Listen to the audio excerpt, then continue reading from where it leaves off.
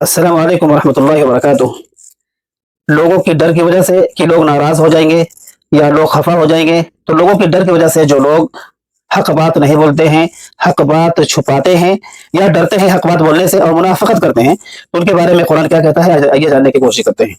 सूरह बकरा आयत नंबर 159 में अल्लाह रब्बुल इज्जत ने इरशाद फरमाया, इन्नल लज़ीना यक्तुबूना मा अंज़लना मिनल बय्यिनाति वल हुदा मिन बअदि मा बय्यनाहु लिन्नासि फिल किताब उलाइका यलअनुहुमुल्लाहु व यलअनुहुमुल लाइनून। यही वो लोग हैं कि हमारी उतारी हुई दलीलों और हिदायत को छुपाते हैं, बावजूद कि हम उसे अपनी किताब में लोगों के लिए बयान कर चुके हैं।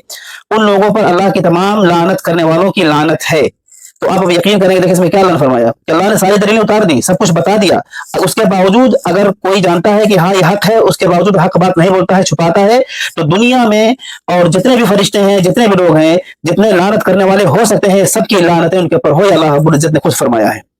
तो इसलिए हक बात कहने से न कतराएं।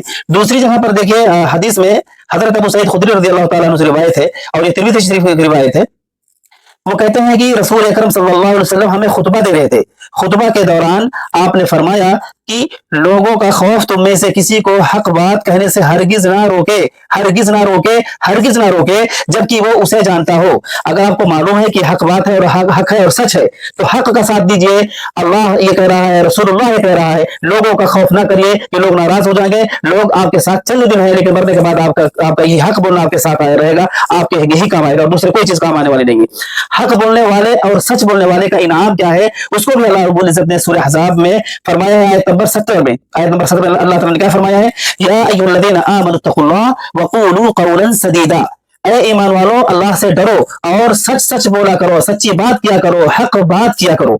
अगर हम हक बात बोलेंगे, सच्ची बात करेंगे, तो अल्लाह रब्बुल इज्जत दुनिया और आखिरत में हमें किन किन इनामात से नवाजता है, इसी आयत में अल्लाह रब्बुल इज्जत ने आगे फरमाया, वो भी सुने, और ताकि आपका सीना चौड़ा हो। जो लोग बात बोलते हैं, हक पर अमल करते हैं, चाहे उसका भाई ही क्यों ना हो, अगर भाई गलत पर है तो भाई के बारे में बताएं कि हाँ ये नाहक पर है। तो क्या कहता है अल्लाह रब्बुल इज्जत आगे, देखिए, युस्लिह लकुम अमालकुम व यगफिर लकुम दुनूबकुम। कितनी बड़ी मतलब ये इनामात है कि अल्लाह ताला उसके जो है अमाल को दुरुस्त कर देता है। जो हक और सच बोलता है, हक बात बोलता है, तो अल्लाह रब्बुल इज्जत उसके जो है काम को संवार देता है दुनिया में। बताइए कितना बड़ा इनाम है। दूसरा, तुम्हारे गुनाहों को माफ कर देगा। अगर हम हक बोलते हैं, हक पर कायम रहते हैं और हक पर जो है उनका हम साथ देते हैं और सच बोलते हैं, तो अल्लाह ताला हमारे गुनाहों को भी माफ कर देगा। तीसरा इनाम क्या है, अल्लाह ताला दुनिया में कामयाबी अता करेगा और आखिरत में भी कामयाबी अता करेगा। और हम सब ये चाहते हैं और यही हमारा अकीदा भी है कि अल्लाह ताला हमें यहाँ पे भी कामयाबी दे और आखिरत में भी कामयाबी दे, और हम यही चाहते भी हैं। तो गुजारिश ये है कि अल्लाह और उसके रसूलुल्लाह के बताए हुए काम पर अमल करें, हक का साथ दें, हक बोलें और सच बोलें। अल्लाह ताला हम सबको अमल करने की तौफीक अता फरमाए, आमीन।